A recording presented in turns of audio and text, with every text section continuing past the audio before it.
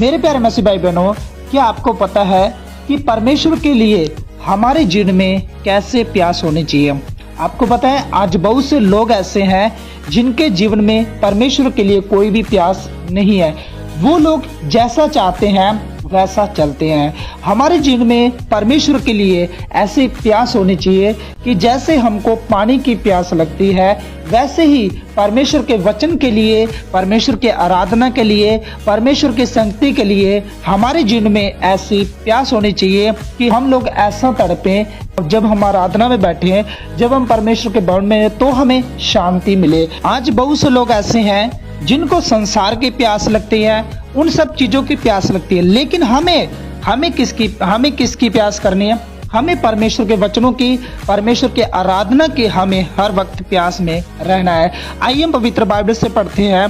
भजन संहिता 42:1 में लिखा है, जैसे हिरनी नदी के जल के लिए हाँफती है, वैसे ही परमेश्वर मैं तेरे लिए हाँफता हूँ। अपने हिरण को देखा होगा कि वो पानी के लिए कैसे तरसती है, वैसे ही हमें परमेश्वर के वचन के लिए हाँफना है, क्योंकि परमेश्वर का वचन ही है जो हमें जीवन देता है। आपको पता है जब एक हिरण नदी के जल के लिए हाँफती है, वैसे ही हमें भी परमेश्वर के लिए हाँफना है। आपको पता है आज संसार में लोग परमेश्वर के वचन के लिए हाँफना नहीं चाहते, वो लोग संसार के लिए हाँफना चाहते हैं। मेरे प्यारे मसीह भाई बहनों, जैसे एक हिरण होती है, वो जल के लिए कैसे हाँफती है, वो जल के लिए जब प्यासी होती है तो कैसे तड़पती है, हमें उस चीज को देखना चाहिए ना। तो जब हम परमेश्वर के लिए तड़पेंगे, जब हम परमेश्वर के लिए हाँपेंगे, तो हम जान पाएंगे कि हाँ, हमें परमेश्वर की प्यास है। आपको पता है जब आपको पानी की जरूरत होती है तो आप लोग पानी के पास खुद जाते हो ना, वैसे ही जब आपको आत्मिक तौर पर प्यास की जरूरत होगी तो आपको परमेश्वर के पास जाना पड़ेगा, आपको बाइबल को पढ़ना पड़ेगा, तो आपकी प्यास वो बुझ सकती है।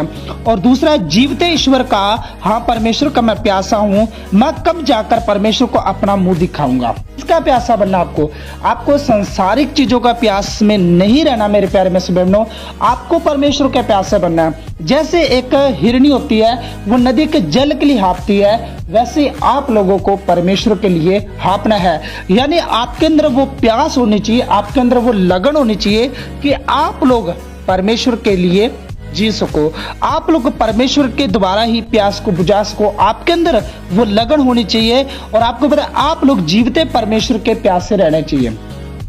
आज संसार में बहुत से ऐसी चीजें जो आपको प्यास मिटा सकते हैं, लेकिन उससे आपकी प्यास नहीं बुझेगी जब तक आप लोग परमेश्वर के पास नहीं आओगे। परमेश्वर ही आप लोगों की प्यास को बुझा सकता है। हमारे जीवन में ऐसी प्यास होनी चाहिए कि जैसे कि हिरनी नदी के जल के लिए हाँफती है, वैसे ही हमें परमेश्वर के लिए हाँफना चाहिए, क्योंकि वही परमेश्वर हमको हमारी प्यास को बुझा सकता है। हमें उस हिरनी जैसे हिरनी हाँफती है, हमें परमेश्वर के लिए वैसे ही हाँफते रहना है। आपको पता है एक जब हिरनी होती है, जब प्यासी होती है पानी के लिए, तो वो कैसे तड़पती है, उसके जीवन में कैसे तड़पण होती है, हमें उस चीज को देखना है, हमें उस चीज को महसूस करना है और हमें भी परमेश्वर के लिए ऐसी तड़प रखनी चाहिए। आपको पता है संसार में बहुत से लोग परमेश्वर के लिए तड़प नहीं रखते, वो लोग संसार के लिए रखते हैं, लेकिन हमें ऐसा नहीं बनना। मेरे प्यारे मसीह भाई बहनों, हमें उस हिरण को देखकर चलना है कि जैसे एक हिरनी नदी के जल के लिए हाँफती है, वैसे ही हमको भी परमेश्वर के लिए हाँफना है। हमारे जीवन में परमेश्वर के लिए ऐसी ही तड़प होनी चाहिए। यानी जब हम वचनों को पढ़ेंगे, प्रार्थना करेंगे, परमेश्वर के अधीन जाएंगे, तो हमारी प्यास को कौन बुझाएगा? परमेश्वर बुझाएगा। संसार आपकी प्यास को कभी नहीं बुझा सकता। जो आपको प्यास लगी है, वो प्यास आपको सिर्फ परमेश्वर ही बुझा सकता है। आपको पता है जब हिरनी नदी के जल के पास जाती है, तो जब जल को पी लेती है तब उसकी प्यास बुझती है ना। तो जब आप लोग परमेश्वर के पास आते हो, तभी आप लोगों की प्यास बुझ सकती है ना, क्योंकि वो परमेश्वर ही आपको आनंद जीवन दे सकता है। वो परमेश्वर ही आपको उस पानी के द्वारा तृप्त कर सकता है जो आपको चाहिए। अगर आप कहीं और से लेकर पीना चाहोगे तो आपकी प्यास कैसे बुझ सकती है? जो प्यास आपकी परमेश्वर बुझा सकता है, इस संसार में कोई भी आपकी प्यास को नहीं बुझा सकता।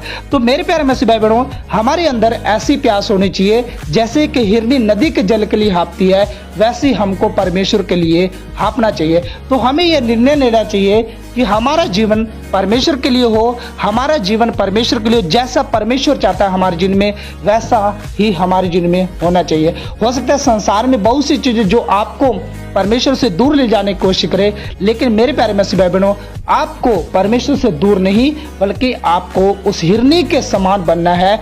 जब उसे प्यास लगती है तो वो पानी के लिए कैसे तड़पती है, हमें भी वैसे ही प्यास करनी चाहिए परमेश्वर के वचनों की, परमेश्वर के आराधना की। हमें ऐसे ही तड़पन होनी चाहिए कि हमें वो वचन याद आए, हम वचनों को पढ़ें, हम प्रार्थना करें, हम परमेश्वर के आराधनों में जाएं। हमारे अंदर ऐसी तड़पन होनी चाहिए। तो मेरे प्यारे मसीह भाई बहनों, आज इस वीडियो के द्वारा आपको बहुत कुछ सीखने को मिला होगा।